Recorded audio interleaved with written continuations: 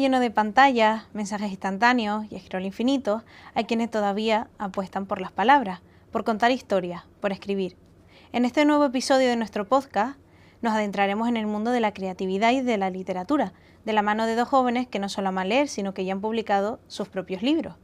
Por un lado nos acompaña Aida Méndez García, autora de Música Kelfi, donde vuelve a desplegar su sensibilidad creativa y su gusto por los mundos fantásticos. Además, trabaja como logopeda, compaginando su profesión con la escritura. Y junto a ella está Covadonga García Fierro, escritora, profesora, gestora cultural e investigadora, autora de poemarios como Almario o Genética del llanto. Su obra ha recibido varios reconocimientos, entre ellos el Premio Internacional de Poesía Yolanda Sáenz de Tejeda. Ambas son un ejemplo de que el talento no tiene edad y de que escribir es una forma de entender y cambiar el mundo.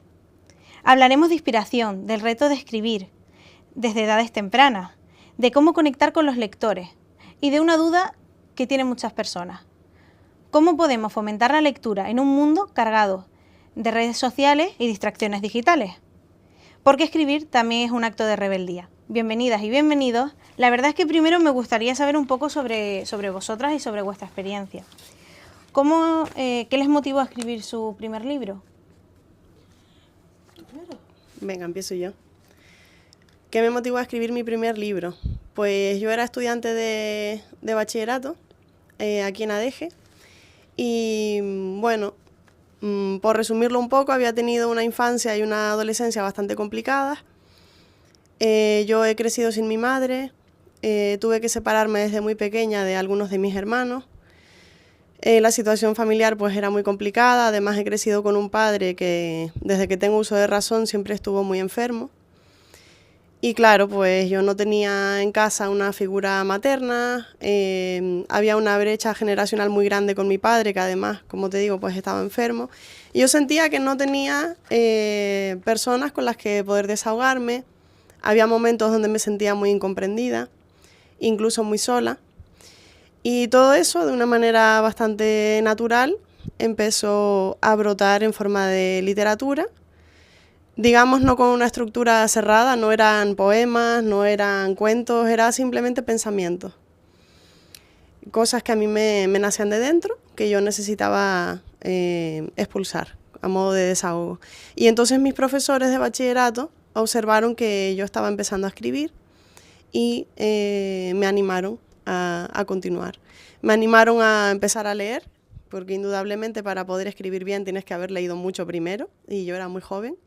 Y entonces me animaron a empezar a leer a los autores clásicos, a indagar en qué géneros literarios me podían gustar más y a no dejar de escribir. Y fue un profesor de literatura que se llama Raúl Abadías, el que me aconsejó presentarme a un concurso de literatura. Me presenté y la sorpresa fue que mi texto fue premiado. Y eso fue, digamos, el espaldarazo que me dio a mí un voto de confianza y dije, bueno, pues a lo mejor lo que escribo realmente merece la pena. Y entonces ahí ya pues empecé a escribir un poquito más en serio y gracias a una editora que se llama Elsa López, que también es una gran escritora, pues publiqué mi primer libro que se titula Almario, lo tengo por aquí. Al final pues lo que yo sentía o lo que yo anhelaba empezó a tomar forma de poema y salió este primer libro. Mi historia no es tan emotiva en este caso. Simplemente yo crecí siendo la típica cría que apenas sale de casa, que no socializaba demasiado y desde pequeña me ha gustado evadirme mucho en mis propios mundos, en mis propias fantasías. Y desde chiquitita siempre me han gustado mucho los libros de fantasía, los videojuegos de fantasía, todo lo que fuera fantasía me encantaba. Y mucho tiempo me lo pasaba en el ordenador de mi casa, pues escribiendo relatos, lo que sería esquemas de libro y al final un verano cuando tenía yo 14 años pues de nuevo no salía de casa apenas y dije bueno voy a intentar yo escribir un libro en internet a ver qué pasa y ese se convirtió en el que sería mi primer libro a día de hoy, que ahora mismo está descatalogado, tengamos en cuenta que lo escribí hace más de 10 años, pero fue el primer paso que a mí me impulsó a seguir intentándolo, aunque fuera desde el punto de vista de hobby, que por mucho que sea un pasatiempo, pues eso no le quita menos importancia. Los libros que tengo ahora mismo los escribí con 19 años. Lo que pasa que, bueno, entre eventos, ferias y demás, tuve la inmensa suerte de conocer a otros escritores. Y uno de ellos, que fue el que fundó la editorial Setro más adelante, fue el que me contactó un día para adoptar estas historias mías que yo había escrito con 19 años, darles un pequeño lavado de cara y sacarlas a la luz. Y estos son dichas historias las que tengo ahora, fantasía pura y dura, porque, bueno, yo admito que las emociones, el romanticismo que conlleva en las poesías u otro tipo de historias no son lo mío, pero, ¿qué puedo decir? Lo disfruto muchísimo. Pues qué bien, la verdad. Son historias totalmente diferentes, pero al fin y al cabo siempre evocamos a un punto de desahogo y de creatividad. ¿Hubo un momento clave en el que dijeron, quiero contar esta historia? Tanto, supongo que en este caso sería un poco más, o alguna situación sentimental o algún motivo en el que vivieras una historia en la que dijeras, tengo que expulsar este sentimiento. Bueno, en los primeros libros, que son Almario y Genética del llanto, voy a mostrar a la cámara el segundo, Genética del llanto. En ambos casos hay muchos poemas que tratan sobre el desamor. Pues como todas las personas nos relacionamos, vivimos desavenencias, vivimos desamores, a veces historias de amistad que terminan. Todo eso está muy, muy volcado en esos dos poemarios. También el sentimiento de soledad o esas contradicciones que uno siente consigo mismo. Hay poemas que tratan sobre el paso del tiempo, sobre la identidad, sobre la relación que tengo conmigo misma, ¿no? Que a veces es complicada también. Pero ahora el último libro que he escrito, que está inédito, estoy buscando editorial, por cierto, sí trata sobre el fallecimiento de mi padre. Mi padre falleció hace un año. Fue el golpe más duro de mi vida, la verdad. Y bueno, todo el proceso, desde que se produce esa muerte hasta... Ha pasado un año y pico, estoy ahora cerrando el libro. Ha sido muy duro, ha sido devastador y todo eso está volcado también en forma de poema. O sea que sí, al final, para mí la poesía tiene mucho de terapia. Tiene mucho también de labor, vamos a decir, de búsqueda de la belleza, de búsqueda de la estética. Hay una parte racional que es la que se encarga de ir arreglando los poemas, mejorando los versos, voy a cambiar esta palabra, voy a cambiar esta otra, o sea, hay mucho de raciocinio también, pero sí es verdad que hay una parte muy potente, más visceral, más emocional, que es ese inicio, cuando surge el primer verso, o cuando surge el primer llanto. Es cuando empiezo a tirar del hilo de un poema, ¿no? Y luego ya pues lo voy arreglando y voy buscando más esa intención estética. Vaya por Dios, ¿y ahora yo con qué cara digo esto? En mi caso, no es una historia tan triste de nuevo. A mí simplemente me encanta soñar despierta. Estoy constantemente escuchando música, estoy constantemente imaginando mundos nuevos que muchas veces no llegan al papel, pero en ocasiones sí. Música Kelfis lo escribí, el primer borrador que yo tuve de esta historia fue en mi primer año de carrera. Tenía un mes entero de tiempo libre en el que yo dije, no tengo absolutamente nada que hacer, tengo este ordenador delante, ¿qué puedo sacar yo de aquí? Y justamente estaba enganchada a una banda sonora en concreto que me ayudó a imaginar una historia que yo no había leído hasta ahora, pero por darle una oportunidad a sacarla yo entonces. Y esa misma historia que yo saqué en ese 2018, 2018 efectivamente, la fui modelando poquito a poco a lo largo de estos años para poder pulirla y sacar lo que es ahora mismo música Kelfis. Hay gente que sí me ha dicho que es una historia un poco particular en el sentido de que no han leído nada similar antes. No sé si eso es algo bueno, no sé si es algo malo, pero quise en esta historia pues describir de cierta manera esa sensación de evasión, de meterse uno o una en su propio mundo de vez en cuando. Yo estoy satisfecha con la historia, ya será cuestión de los lectores, pues, opinar si está bien o si no.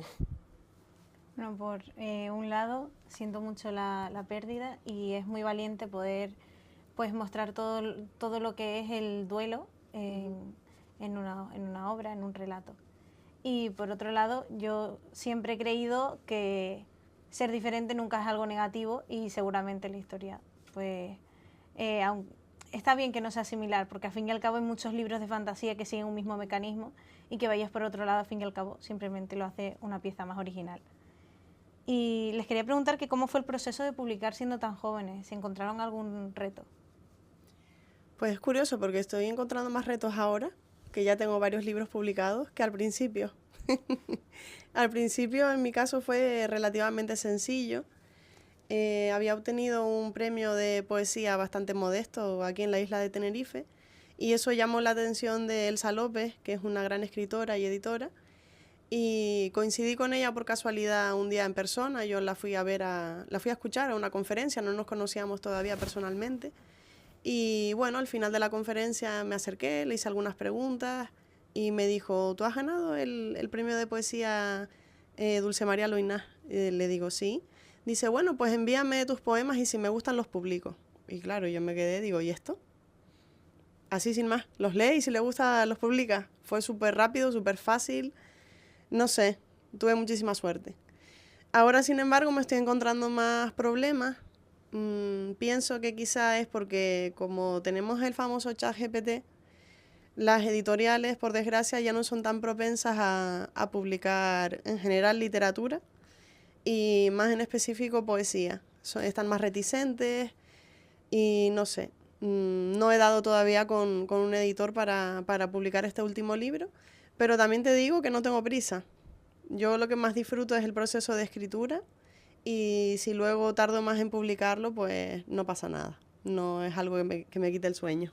Yo lo que tengo que admitir es que desde chiquitita he tenido la inmensa suerte y el inmenso privilegio de estar rodeada de gente que ha estado dispuestos y dispuestas a echarme un cable o a echarme una mano. En ambos casos, tanto estos libros como los que publiqué en su momento con 16 años, que ahora mismo ya no se pueden encontrar porque ha pasado tiempo, están descatalogados, en ambos casos eran personas conocidas, amigos de familia, que sabían que yo escribía y que quisieron ayudarme a dar ese paso de ese libro.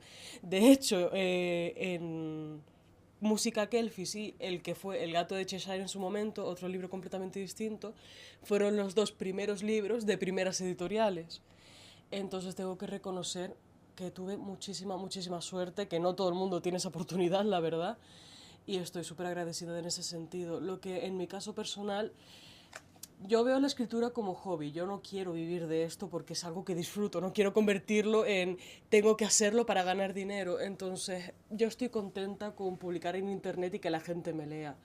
Para mí no es una prioridad, que estaría muy bien, no te lo voy a negar, pero no es una prioridad que me publiquen tampoco. Yo quiero disfrutarlo y ya está. Pues, ¿qué les gustaría transmitir a través de sus libros? A través de mis libros y en general también a través de mi labor docente, siempre intento transmitir que la literatura no tiene por qué ser algo alejado de nuestras vidas, algo teórico, un rollo que me tengo que aprender para un examen, sino que la literatura puede ser algo mucho más cercano. Cualquier persona tiene en su mano el poder de la palabra, el poder desahogar sus emociones, el poder homenajear, por ejemplo, a sus muertos, el poder emocionarse con algo que escribe una persona en la otra punta del mundo hace 1000 años. Y eso tenemos que contemplarlo desde un punto de vista más humano, más personal, más cercano. Eso es lo que a mí me gustaría, acercar la literatura realmente a la vida de la gente. En mi caso, yo lo que quiero con mis historias es ofrecer un momento de evasión también. Yo creo que es algo que todos los escritores de fantasía queremos con nuestros libros, ofrecer un rincón para que las personas puedan olvidarse de las cosas del día a día y por un momentito pues viajar a otro sitio. recuerdo con muchísimo cariño, hace mucho, mucho tiempo un chaval de Weimar además, me compró el libro Música Kelfis y en su momento lo describió como un abrazo con el que evadirse de la realidad que estaba viviendo en ese momento. Y para mí no hay mejor, o sea, no hay mejor cumplido que a mí me puedan hacer que ese, porque es mi punto, o sea, yo quiero que mis historias sirvan de refugio para la gente.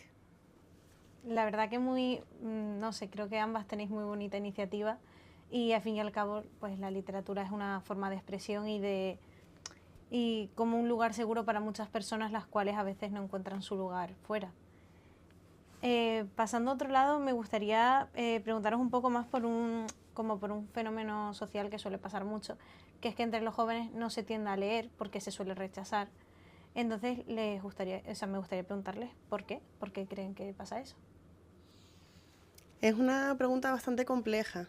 Efectivamente hay una paradoja. Cuando en la sociedad no había un índice tan alto de alfabetismo, de personas que sabían leer y escribir o que tenían un acceso tan sencillo a los libros, digamos que las personas lo buscaban.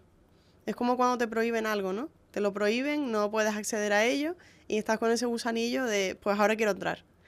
Sin embargo, ahora estamos en una época donde tenemos muchísimas bibliotecas, están vacías, todo el mundo sabe leer y escribir y sin embargo los índices de lectura han bajado estrepitosamente.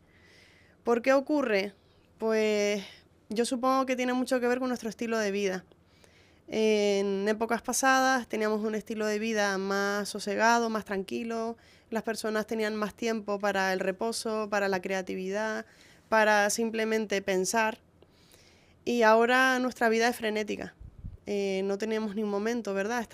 Vamos a trabajar, tenemos que llevar el coche al taller, tenemos que hacer la compra, tenemos que atender quien tiene hijos, pues a los hijos, quienes tienen padres enfermos, a los padres. Entonces estamos en una vida realmente que no para, con un ritmo incesante.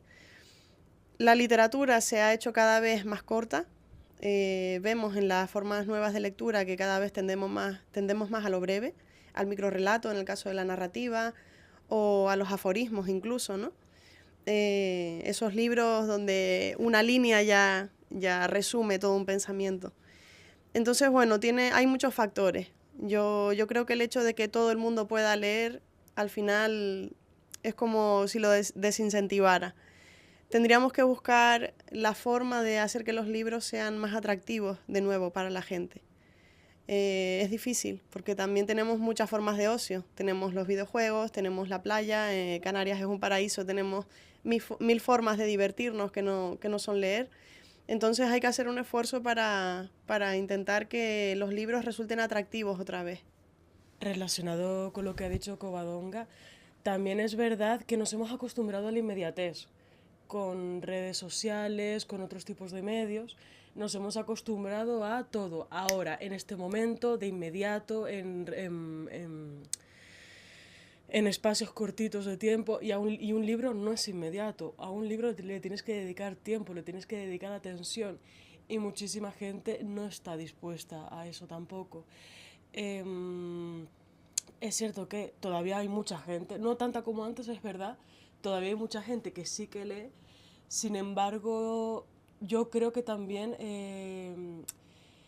el tipo de libros que se lee ha cambiado. Estamos tirando cada vez por historias más comerciales. Ya, si tú te fijas, por ejemplo, en espacios como BookTok, un apartado de TikTok muy famoso para describir libros, para hacer reseñas y demás, nos damos cuenta de que cada vez se repiten más los mismos tropos. El romantasy,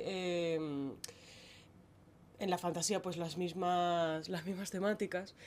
La literatura se ha vuelto extremadamente comercial en ese sentido. Entonces, sumado a todo lo que ha dicho Cova, pues yo considero que también hay que mencionar esto, la comercialización de la literatura, que a ver, a lo mejor está mal que lo diga, pero todo lo comercial acaba perdiendo su chispa, tarde o temprano, más esa búsqueda de inmediatez, esa búsqueda de satisfacción al momento. Eso un libro no te lo puede dar. Pues siguiendo el hilo, ¿qué historias creéis que como que pueden llegar más a las personas en esta búsqueda de que los libros llamen más la atención? Esa pregunta es demasiado difícil. Se me lo imaginaba. No lo sé, yo estoy en esa búsqueda todos los días, la verdad. Y humildemente tengo que reconocer que es muy complicado, es muy difícil. Yo como profesora de lengua y literatura intento llegar al alumnado. Ahora con el nuevo currículo de enseñanza ya no hay lecturas obligatorias, eso que había en nuestra época. Yo creo que todavía en tu época, que eres más joven que yo, ¿verdad? Lectura obligatoria, eso ya no existe. Se ha actualizado el currículo educativo para que el alumnado sea el que elija lo que quiere leer, pero aun teniendo esa libertad de poder elegir, aun teniendo esa libertad de poder seleccionar las obras que tú quieres leer libremente en clase, hay mucho alumnado todavía que te dice, es que a mí no me gusta leer, no quiero leer nada, es que a mí me aburre. O llegan a bachillerato incluso, que ya son preuniversitarios, que quieren hacer un ciclo superior o una carrera, y te dicen, es que yo nunca me he leído un libro entero, ¿para qué? Entonces es muy difícil porque antes achacábamos la obligatoriedad, ¿no? Decíamos, el problema es que no se permite al alumnado elegir, pero incluso pudiendo elegir, hay muchos que no quieren leer, se niegan. Entonces no lo sé, no te sé contestar, es muy difícil. Entramos también en el tema de los gustos literarios, de la trayectoria personal de cada uno. Si a un joven le encanta, por ejemplo, el deporte y no le gusta leer, pues tampoco lo puedes obligar a leer. No lo sé, depende de cada persona. Yo tampoco sé contestar 100% a la pregunta que tú has dicho, así que voy a complementar otra vez lo que ha dicho Koga. También es cierto que cada vez estamos priorizando más los hobbies productivos. Es decir, con lo que has dicho de que tus alumnos te dicen para qué. Claro, yo estoy en contra completamente de las lecturas obligatorias. Si tú tienes que aproximarte a un libro, que sea uno que te guste. Pero también tenemos esta mentalidad de que los hobbies tienen que ser productivos, tienes que poder sacar algo, tienes que poder aprovecharlo de alguna manera constantemente. Y las redes sociales pues han aumentado más todavía esta mentalidad de no, tiene que ser productivo, tengo que poder sacar algo de esto, tengo que poder sacar algo de esto. Y no, tú también deberías poder tener hobbies, sea leer, sea jugar videojuegos, sea lo que sea, que no necesariamente te den nada de provecho, entre comillas, que yo considero que poder relajarse y poder disfrutar de una historia también es de provecho, pero creo que no sé, estamos entendiendo en este sentido. Yo personalmente también pienso que la literatura debería poder adaptarse a otros medios. Yo conozco muchísimas personas que un libro en papel no lo aguantan. Pero fíjate tú que cuando consiguen un audiolibro, que a lo mejor lo escuchan mientras están haciendo otra cosa completamente distinta, se enganchan enseguida. Entonces quizá habría que reinventar un poco cómo contamos nuestras historias para que la gente tenga diferentes formatos para adaptarse. Que sí, que a lo mejor sentarte a leer un papel no te llama la atención, puede ser. Pero a lo mejor escuchar un audiolibro mientras estás en el gimnasio, en la cinta de caminar, pues sí. Entonces, desde mi punto de vista, no podemos pretender tampoco conservar el arte de la literatura tal y como estaba hace 40 años, ¿no? Debería poder existir la posibilidad de la misma manera que nosotros hemos cambiado como sociedad, pues cambiar cómo transmitimos esas historias. Que no estoy, me refiero, no transmitirlas tampoco estilo vídeo de redes sociales de 30 segundos y ya está, pero eso, buscar otros métodos, audiolibros, libros virtuales, no sé si me estoy explicando, pero sí. Ese es mi punto. La verdad que sí que la pregunta se plantea un poco difícil porque hay tantos gustos diferentes como personas hay en el mundo. Y bueno, la verdad que es que yo, por ejemplo, soy alumna y yo estoy viviendo esto de que ahora podemos escoger diferentes libros. Y es verdad que muchos compañeros de mi clase, por ejemplo, pues no les llama a leer. Hay muy pocas personas, al menos de mis compañeros, que sí que nos guste leer de verdad y que nos sentemos, cojamos un libro y nos da igual que tenga 500 páginas. Pero supongo que sí, que al final y al cabo hay que buscar diferentes maneras porque aunque la lectura directamente no te dé, por ejemplo, un buen físico si vas al gimnasio, que es lo que consigues yendo ahí, yo creo que sí te abre un poco más la mente y también pues te enseña a ver puntos diferentes. Siguiendo un poco este hilo, les quería preguntar que qué libro, qué autor hizo que cambiase un poco su visión de la literatura? Esa también es muy complicada. La entrevista es para nota, ¿eh?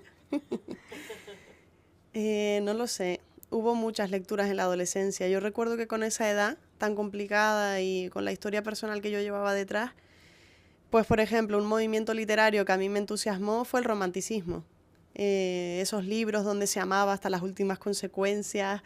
Me acuerdo, por ejemplo, de las cartas del joven Werther, que es una novela alemana de Goethe, ¿no? Donde al final uno de los protagonistas se suicidaba por amor, pero claro, estamos hablando de la adolescencia.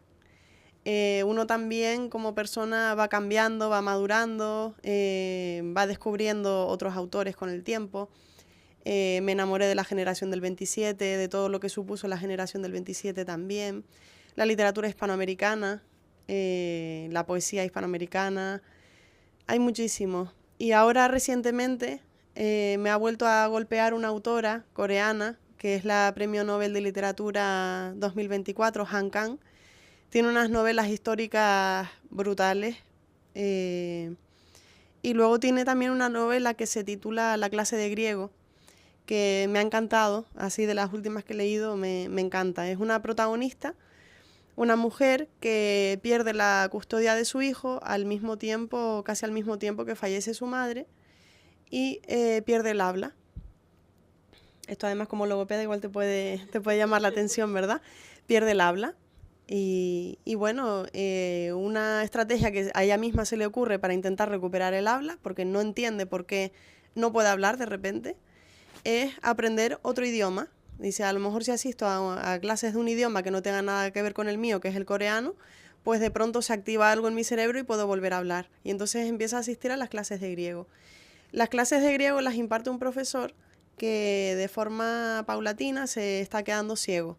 Nació con una condición y a medida que va pasando el tiempo se va quedando ciego. Entonces es una novela muy interesante porque aborda el tema del lenguaje, lo importante que es el lenguaje en la identidad de la persona, esa exploración sobre qué me pasa, por qué no puedo hablar, por qué ya voy perdiendo mi capacidad para comunicarme, porque me siento devastada en este profundo silencio, ¿no? Y no puedo salir de él. Y luego el tema también de la diversidad. ¿Qué pasa cuando una persona que está acostumbrada a ver el mundo poco a poco va perdiendo esa capacidad? Al final se encuentran estos dos personajes en un momento de la novela y es realmente emocionante. Eso es lo que ahora, ese es el estilo de literatura que ahora mismo me está llamando más la atención. Un estilo de literatura que aborda más el lenguaje, las palabras, si el lenguaje es algo innato, si es algo que se aprende, si es algo que se puede perder. Eso me está interesando mucho ahora. Me voy a poner las gafitas de clínica.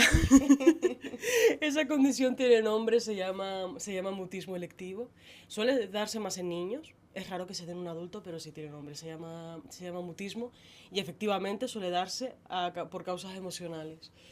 En mi caso, volviendo a la pregunta original, yo no puedo decir que tenga a un autor en concreto en mente tampoco, porque desde chiquitita leía muchos, pero siempre del mismo género, de la fantasía.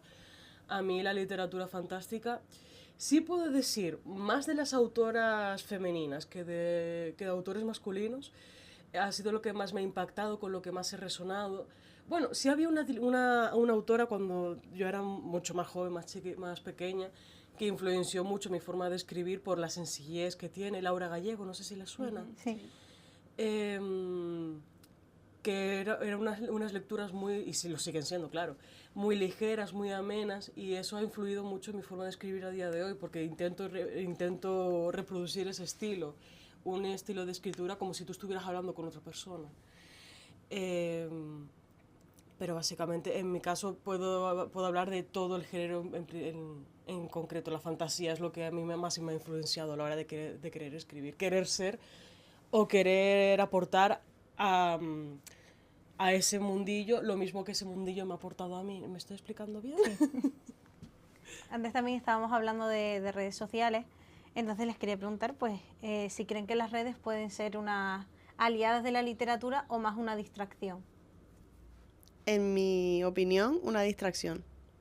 Sí, yo creo que La creatividad debe brotar de la calma, del sosiego, del aburrimiento incluso, del tener tiempo, del silencio, de poder tú meterte dentro de ti, explorar tu mundo interior, tener tiempo para pensar, para sentir. Y las redes sociales, yo creo que si estamos todo el día con una pantalla haciendo scroll, es muy difícil.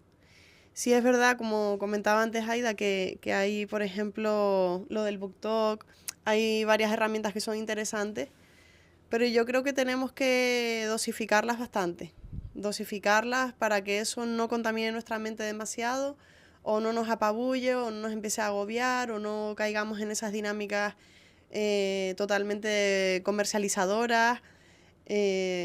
Tenemos que, bueno, usarlas, pero con precaución. Yo tengo una opinión un poquito más neutra respecto a las redes sociales. Tal y como están planteadas, a día de hoy, efectivamente, no aportan absolutamente nada porque lo que se prioriza es, bueno, aportan, pero no tanto como deberían, me corrijo. Aportan inmediatez, aportan contenido muchas veces que no tiene mucho sentido o que no es realmente algo que a ti te aporte, ni a nivel emocional, ni a nivel físico, ni a nivel absolutamente nada. Pero también es cierto que son un vehículo de información impresionante. Muchas veces, muchas personas han conocido libros gracias a cuentas de redes sociales o han podido tener contacto con otras realidades a través de redes sociales. Entonces, mi opinión, ¿son una distracción tal y como están planteadas ahora mismo? Sí. ¿Significa eso que no puedan ayudar en lo absoluto a la literatura? Para nada. De hecho, muchas personas empezamos escribiendo en internet. Hay redes sociales para escribir, redes sociales para ayudarte a promocionarte escribiendo. Son una herramienta muy poderosa. Lo que pasa que, bueno, se está priorizando el ganar dinero con las redes sociales antes que lo que realmente, para lo que realmente se plantearon en su momento, ¿no? Que era para facilitar la comunicación y conectarnos los unos con los otros. Si respetasen su propósito original, serían una herramienta fantástica y maravillosa para promocionar la literatura. Yo, por ejemplo, he descubierto un montón de libros en base a las redes sociales, pero porque sigo a personas que pues te comentan este libro nuevo que ha salido tal, o este clásico. Y sí que en ese sentido sí que es una herramienta, pero si nos fijamos en su, ¿cómo puedo decir? En su objetivo inicial, es verdad que han pasado totalmente lejos y lo que intentaba unirnos al final yo creo que estamos cada vez más separados. Con respecto a esto, me gustaría saber qué opinan de fenómenos como BookTok o Bookstagram, perdón si lo digo mal. No sé si les ha ayudado visibilizar su obra o creéis que le puede ayudar a otra persona, si no es vuestro caso. En mi caso particular, no. Yo no suelo seguir redes. A ver, también supongo que generacionalmente, yo nací en el año 92, no sé en qué año naciste 99. tú. 99. 7 años de diferencia se notan. Aparte, por mi propia educación, como comenté al principio, mi padre, que era mi adulto de referencia, era una persona mucho mayor que yo. Cuando yo nací, mi padre tenía 50 años. Eso condicionó que la tecnología entrara muy tarde en mi casa. Yo, mi primer ordenador de mesa, que encendía solo para hacer trabajos del instituto o imprimir portadas, empecé con 12 años. Y realmente redes sociales o móvil es que no tuve hasta adolescencia tardía. Entonces, claro, yo me he movido por otros itinerarios. Me he movido incluso más por la lectura del periódico, como hacía mi padre, la lectura de revistas. Las redes sociales yo las utilizo, pero es verdad que no pongo apenas contenido de mi vida personal, las utilizo más bien como un escaparate pues, de las conferencias que hago o de los libros que publico, pero no me relaciono de una manera tan fuerte con las redes sociales en general.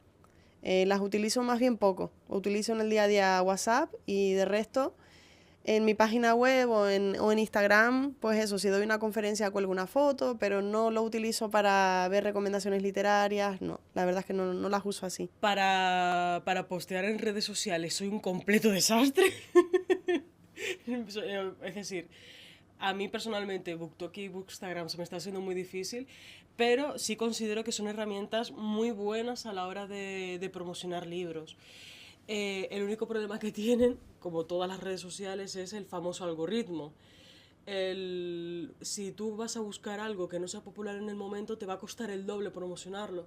Pero también es cierto que muy probablemente vas a llegar a gente que por medios tradicionales seguramente no llegarías. Yo recuerdo en su momento cuando publiqué, bueno, Wattpad, seguramente habrán oído hablar de esa red social. En su momento, un día me decía la gente, no, que te estoy leyendo desde México. Y a mí en la vida se me habría ocurrido que habría una persona leyéndome desde México. Eso es lo bueno de las redes sociales, que BookTok y Bookstagram pueden ayudarte infinito a promocionar tus libros, tus historias. Pero también es cierto que tienes que hacer un esfuerzo muy grande y saber muy bien cómo jugar tus cartas. En mi caso yo es algo que eso estoy aprendiendo todavía. Entonces, siguiendo esto, ¿creéis que se puede crear una comunidad lectora en Instagram o en YouTube o en TikTok? Comunidad lectora habrá. Lo que pasa es que será pues con inmediatez, con textos muy breves, con textos seguramente poco profundos, porque el formato te lleva un poco a eso. Yo en eso soy más tradicional.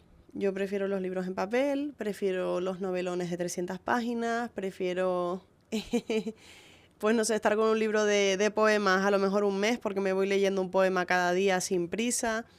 Estoy acostumbrada a otro formato de lectura y por supuesto habrá comunidades lectoras, pero sinceramente no es algo que a mí me llame la atención. No me interesa estar ahí. Afortunadamente, yo sí he visto bastantes comunidades lectoras en redes sociales. De géneros muy concretos también es verdad, romance, fantasía, erótica suelen ser los que más comunidad lectora tienen, pero afortunadamente sí que existen. Suelen dedicarse más a críticas de libros, recomendaciones, más que a ellas mismas sacar sus propias historias, pero a mí personalmente me alivia mucho que siguen existiendo estas comunidades. Lo único que se han transformado, tendremos que acostumbrarnos como escritoras o como novelistas o como redactores pues a estos formatos nuevos. Pero a mí me da mucha tranquilidad a veces cuando estoy en Instagram en ocasiones y veo pues recomendaciones de BookTok y muchísima gente comentando sus opiniones respecto a este libro o este capítulo o haciendo memes de capítulos en concreto y la gente pues dando sus opiniones. Entonces, eso es algo que a mí en cierto sentido me da esa calma de decir, vale, no está todo perdido. Se está transformando, pero no está todo perdido. Bueno, ya yendo más a la comunidad de lectores que podéis tener, me gustaría pues preguntaros, ¿qué esperan que un lector o una lectora sienta al terminar su libro? Yo espero que sienta algún tipo de emoción. Con eso me basta. Si se puede identificar, sentirse identificado con alguno de mis poemas y decir, pues esto yo también lo he sentido, esta emoción la había sentido y a lo mejor no sabía darle palabra o no sabía darle nombre, pues con eso ya me basta. Que se sientan identificados con algún poema, con alguna de las emociones que están ahí. Y de alguna manera se produzca ese milagro de la literatura, que es que podemos emocionarnos con las historias, con las vivencias de cualquier persona. A mí me gusta ver la literatura como algo que tiende puentes. En política estamos acostumbrados a que todos son fronteras, todos son limitaciones. Tú tienes la etiqueta de que eres mexicana, yo soy española. La política es algo que digamos que nos separa. O vemos los muros que se construyen entre países, ¿verdad?, para separarlos. La literatura hace lo contrario. No me importa si eres de una etnia, si tienes un color de piel, no me importa si eres de un país, si tienes una etiqueta de una nacionalidad, da igual, al final eres un ser humano que ha sentido X emoción, yo también la puedo sentir y a través de un texto, a través de un poema, conectamos como seres humanos. Entonces, me parece que esa es la esencia. No importa cuándo se haya escrito un libro, quién sea el autor, si ha vivido en la otra punta del planeta, al final somos lo mismo, estamos hechos de lo mismo, estamos hechos de emociones tenemos vidas que pueden ser muy diferentes, pero sentir algo similar en algún momento de nuestras biografías. Y eso es lo que consigue la literatura, que nos unamos. Por eso es una disciplina tan humana. Al final se trata de encontrar esos puntos de conexión en lugar de los puntos de división que salen todos los días en los telediarios, ¿no?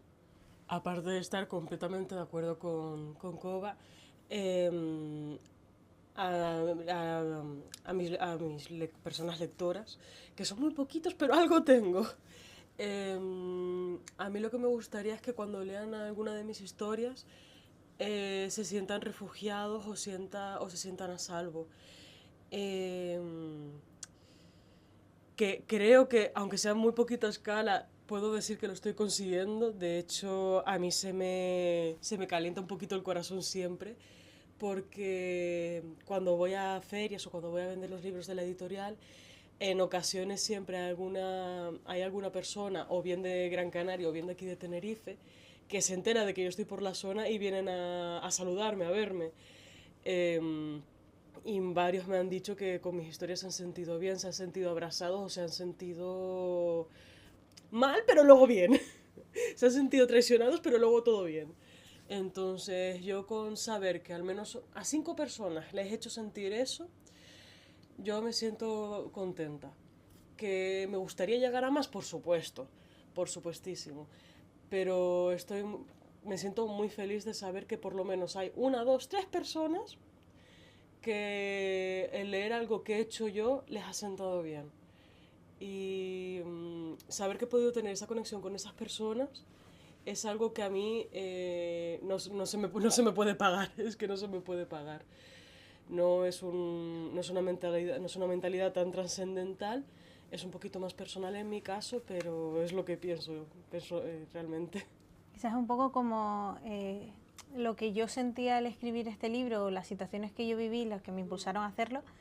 Me gustaría que la otra persona se sintiera igual de conectado que me sentí yo. Es como, yo me deshago, pero yo quiero que tú también te sientas igual, ¿no?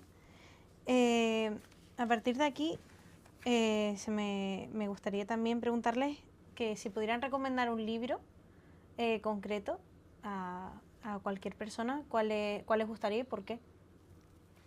Yo suelo recomendar mucho a una escritora canaria, a la que además he tenido el placer de investigar y de promocionar, que es Pina Ojeda. Pina Ojeda fue una escritora de Gran Canaria que vivió la trágica pérdida de su marido en la guerra civil, estando ella embarazada. Y bueno, a partir de ahí despliega una obra polifacética, fue también pintora, fue escultora, escribió teatro, novela, relato, poesía. Y realmente es un ejemplo de lucha porque durante la guerra civil y la dictadura franquista, eso no era lo que se esperaba de una mujer. Lo que se esperaba de una mujer viuda con un niño era pues que se quedara en su casa y ya está. Y ella pues hace todo lo contrario. Fue una mujer muy valiente, muy luchadora, expuso sus cuadros por toda Europa, llegó a Estados Unidos y siempre quiso crear y transmitir todo eso que ella había sentido. El poder abrir un libro de poemas de Pina Ojeda, como puede ser, por ejemplo, Como el fruto en el árbol, y llorar con ella la pérdida de las víctimas de la guerra civil, llorar con ella la falta de libertades, llorar con ella la frustración, la impotencia, y celebrar también sus éxitos, es algo que yo como lectora me he llevado siempre. Y realmente es una autora que recomiendo muchísimo por eso, como persona y como escritora, porque además la calidad de sus escritos es impresionante. Sobre todo como poeta, me parece una de las mejores poetas que tenemos en la historia de la literatura española y que deberíamos reivindicarla más y estar como Canarias orgullosas de que ella represente la voz de Canarias para hablar de la guerra civil o de la posguerra, que fue una etapa tan dura. Aquí a mí me pillas un poco porque yo odio recomendar autores en concreto. A ver, también es cierto que la narrativa es completamente diferente de la poesía. La narrativa es todo tan diferente en un género de otro. Dentro del propio género las historias pueden ser tan distintas y la persona que puede leerlo puede tener perspectivas tan diferentes que realmente a mí cuando me dicen, no, recomiéndame algo, no me sale, porque a lo mejor pues lo que yo disfruto a ti no te va a gustar absolutamente nada, o viceversa. Lo que yo sí digo a la gente es que da igual que sea un libro pequeño, da igual que sea un audiolibro, da igual el género, da igual el autor. Lo importante es que tú lo disfrutes. Por mucho que te puedan decir, no, que esto es un libro de... Bueno, abordando el tema del sexismo. No, que esto es un libro de mujeres, no, que esto es un libro para niños. No importa, no importa. Tú lo estás disfrutando. Eso es lo que de verdad debería prevalecer, independientemente del género, independientemente de la longitud, independientemente del formato. Pues yo al menos voy a tomar apuntes de de la recomendación que has dado tú, Coba.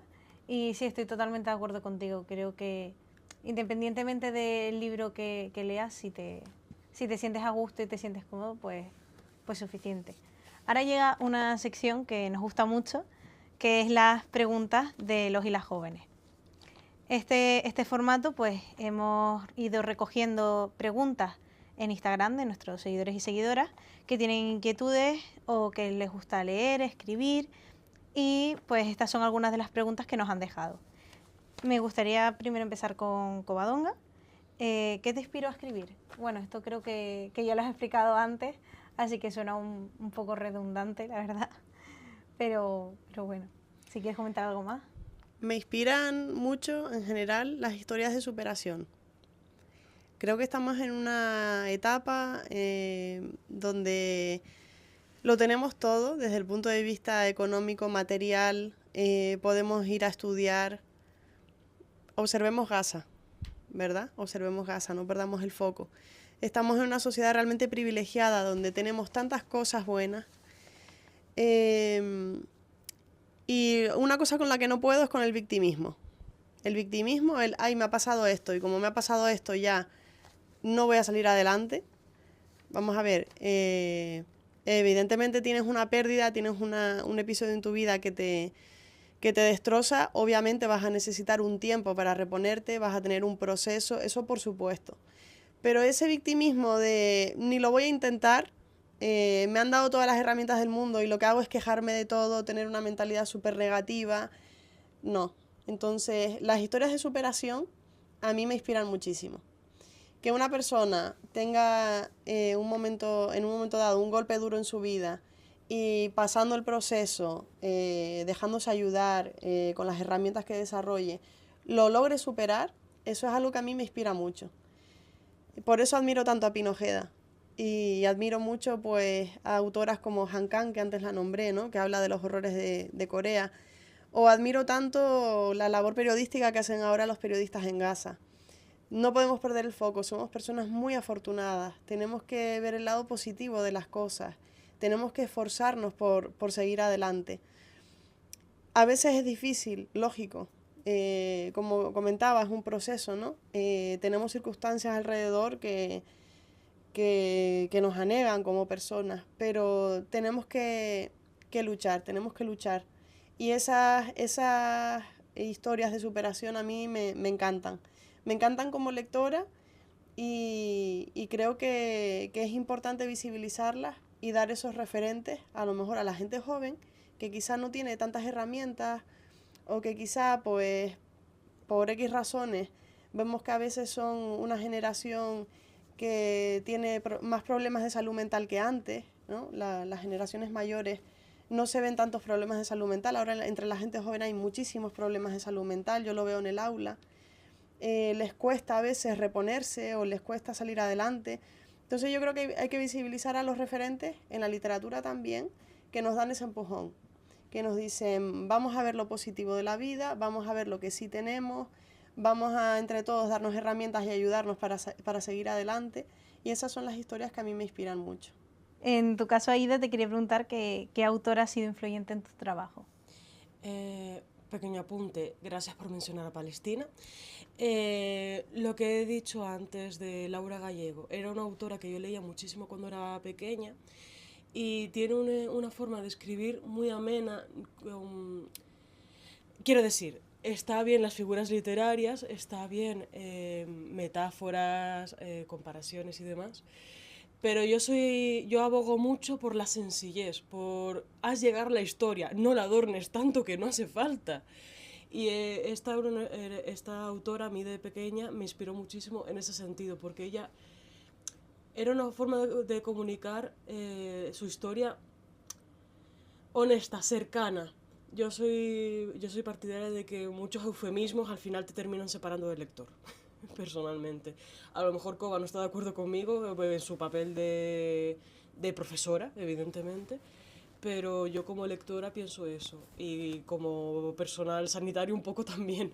A lo mejor lo estoy viendo un poco también desde esa perspectiva. Y las lecturas de Laura Gallego me reafirman eso. De nada te sirve tener muchos eufemismos si a la persona que estás llegando no la alcanzas.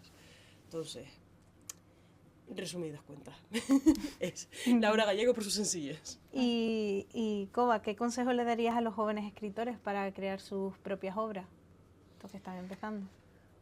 Pues primero que no se desesperen por los mandatos del mundo editorial, que no se desesperen por publicar, por ganar dinero, por estar súper presentes en redes sociales.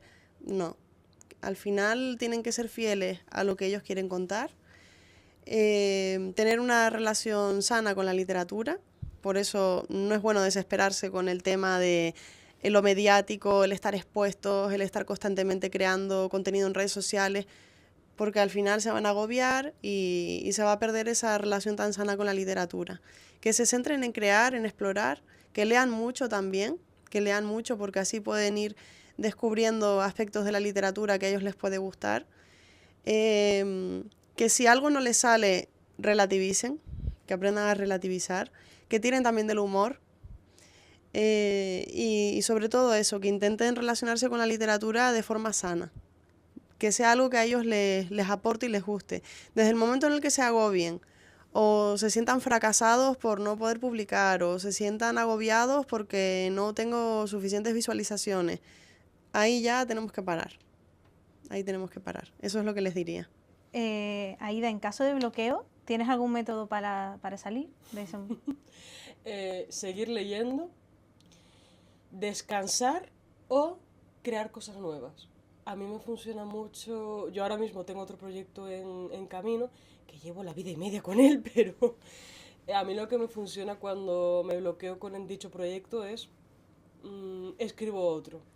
Vomito todo lo que tenga que vomitar en esa historia, y ya la simple desconexión te despeja por completo. Es exactamente igual a un trabajo o cualquier otro hobby, que te ves desbordada o te ves que no puedes más. A ti en el trabajo te recomiendan que desconectes un momento antes de volver a seguir. Con los libros y con los bloqueos creativos es igual. Quítate, desconecta un poco, que eso no se va a mover de ahí. Vas a poder volver, nadie te va a castigar, nadie te va a presionar. Descansa. ¿Y tú, Koba, cuánto tiempo le dedicas a la escritura? Pues realmente a la escritura poco, porque en escribir un poema no suelo tardar mucho tiempo, pero le dedico muchísimo tiempo, meses, incluso años, a la labor de corrección. Por ejemplo, a lo mejor hoy me siento inspirada y escribo un poema, pero lo dejo reposar, dentro de una semana lo vuelvo a leer, cambio algunos versos, lo dejo reposar otra semana, vuelvo otra vez a leerlo, cambio una palabra y una coma, y así. Luego, si estoy muy atareada con las cosas del trabajo, del instituto, lo dejo reposar más tiempo, vuelvo al cabo de 2 meses, lo vuelvo a retocar y así. Como comentaba al principio, hay una primera fase del proceso creativo que es más emocional, más visceral, que es cuando brota la parte fuerte del contenido del poema, vamos a decirlo así, pero luego vienen muchos meses de corrección donde ya de una manera más racional y aplicando todas las técnicas que conozco de escritura y todo lo que aprendí en la carrera de filología, pues ya voy retocando ese poema, buscando la belleza y buscando esa intención más estética. O sea que realmente lleva mucho más tiempo corregir que escribir. Y en base a tu proceso de escritura, ¿qué pondrías antes, el título o la historia? La historia. Creo que cualquier persona que haya escrito narrativa te va a decir lo mismo que yo o parecido. El título es de las cosas más complicadas que tú puedes tener en un libro. Vamos, por lo menos en mi experiencia, de cabeza. Puedo tener toda la historia planteada, escrita, organizada, lo que fuera, y poder no tener título tranquilamente. ¿En tu caso, Coba? Titular es muy complicado. Poner título a algo es complicadísimo. Concuerdo con Aida. Siempre primero escribimos el texto y al final del todo buscamos un título. En mi caso me cuesta bastante. En Genética del llanto, por ejemplo, fue un poco más sencillo porque me di cuenta de que había una pequeña obsesión por mi parte, que era indagar o explorar de dónde viene el llanto. Yo además soy una persona muy llorona, todo me emociona y todo me hace llorar, tanto para bien como para mal. Y entonces en muchos de esos poemas estaba presente esa reflexión de una manera más o menos directa. También me obsesioné con buscar en la literatura cuáles fueron las primeras manifestaciones del llanto. Llegué hasta la Ilíada, donde, se hace daño a un caballo y el dueño del caballo empieza a llorar, ¿no? Me di cuenta de que realmente el llanto viene en la literatura desde hace muchísimo tiempo y era una de esas obsesiones poéticas que yo traía en ese momento. Y bueno, pues salió Genética del llanto. Pero realmente titular es lo más complicado, siempre al final. Ahora a las escritoras les gustaría leer un fragmento de sus obras, así que les doy totalmente paso. Yo no temo al amor, sino a la rutina, a la hilera terrible de los días que esperan el turno de la muerte como soldados. No temo a la vejez, sino a que se escape el tiempo entre mis torpes manos sin haber reído suficiente. Temo no tener aliento para decir cuánto te quise. Yo no quiero ser como el árbol, ni enraizar la tristeza que me impida el camino. No quiero empezar a olvidar, ya sin tregua, la melodía de mi cuerpo, ni el jadeo de la guitarra. No necesito que el viento mueva mis ramas para saber quién soy. Yo no temo a la muerte. Justo al lado opuesto de mi cama empieza a dibujarse una silueta, una nueva luz entre la marea de azules añiles, turquesas, oscuros y eléctricos. Lo más evidente es que tiene alas, unas alas enormes y blancas, iguales a la de los murales, tan grandes que podrían envolverme por completo. La criatura es la mezcla perfecta del cielo estrellado y un ángel. Está sentado o sentada, no lo distingo bien, en el suelo. De la cabeza le cae una larga melena de pelo blanco, igual que sus alas, que oculta su rostro. En vez de piel, la criatura es azul oscura como la noche, con una multitud de estrellas de diferentes tamaños, titilantes, que invaden cada centímetro de su superficie. El cuerpo es grande, más que el de cualquier humano que haya conocido nunca, pero proporcionado. El torso delgado y liso, con una cintura levemente marcada, y las extremidades, manos, brazos, pies y piernas, son largas. Es ahí cuando me doy cuenta de que tiene grilletes en todas sus articulaciones, conectados a largas cadenas plateadas que se dispersan por mi dormitorio, tan enredadas y extensas que no puedo encontrar su origen. ¿Qué eres? Susurro. La verdad que impresionante lo que habéis leído ambas, sin palabras, muy, muy, muy bonito. Sin más, pues doy fin a este podcast. Primero me encantaría darle las gracias a Aida y a Coba por haber venido, por haber contado vuestra historia, que es totalmente impresionante. Y también pues por la iniciativa de fomentar la lectura, de mostrar los sentimientos en diferentes ámbitos, en diferentes tipos de escritura. Al fin y al cabo, la literatura tiene 1000 formas y 1000 sentimientos y aquí los hemos visto representados. Si os ha gustado, por favor visitar el canal de YouTube ADG Espacio Joven, dale like, suscríbete, dale a la campanita para no perderte los próximos programas Y recuerda que leer no es solo abrir un libro, es abrir una puerta. Muchas gracias. Hasta la próxima. Gracias.